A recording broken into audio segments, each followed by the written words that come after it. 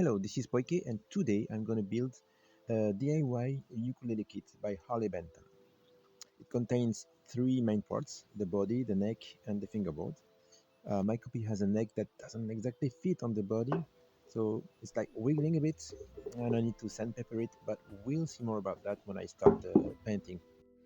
Also comes with a bridge and screws and tuner and a nut and a set of nylon strings. But I want to use a guitar pickup, as guitar pickups like this classic humbucker use magnets to react to metallic strings. I need metallic strings for my ukulele. Then I bought those titanium set from Dadario, which turned out being made of nylon, but with a fancy name. So okay, they are made of a material that has an attractive translucent purple hue and a polished glass-like feel. I can't use them on my project. Anyway, I also want to use one or two of those piezo pressure sensors that I'll stick somewhere inside the guitar body. There will be a simple mono jack socket and a switch to select the mic. Fast microphone, both ones, other one, nothing fancy there. I have the signal go through this LM386 and then that little PT-2399 delay. They're easy to understand and connect, and everything is clearly labeled. On this LM386, I already removed the tiny onboard ports and I will replace it with a big one. I just need to test and find the right value. I will also use the selector switches to choose which effect to connect or not. Then once everything is tested and working, I will decide where to implement the knobs and switches, here on the body or here on the sides. Then I pick up the right caps, and I would like to put a mute switch somewhere.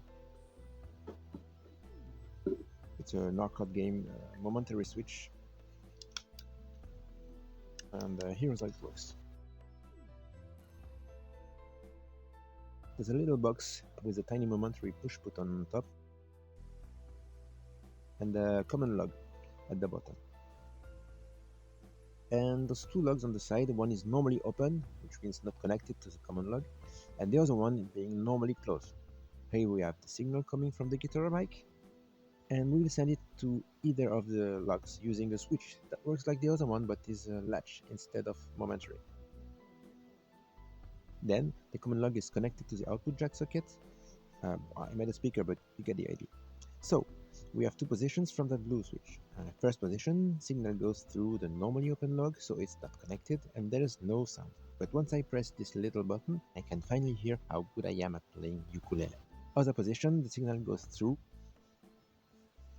but whenever I press the button, it is cut and the uke is mute. Here's an example with an LED. Always on, but when I press the button, it turns off. If I change the position of the switch, the LED is off, but is lit back on as I press the button. This tiny LM386 board used as a kind of distortion of a drive with a tiny pot you set with a screwdriver. I'm gonna use and abuse it by tweaking parameters more than it's supposed to be. I use a larger potentiometer I can play with easily. Same for the PT-2399 board. Although I need to remove this small pot and solder another one, it's even made for adding a potentiometer. Once again, everything is labeled. I also want to select different possibilities for the effects.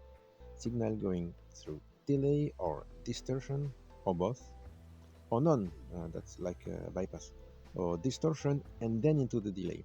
That makes 5 possibilities. We have different sources to connect: the direct signal from the microphones, the output from the delay board, and the output from the LM386.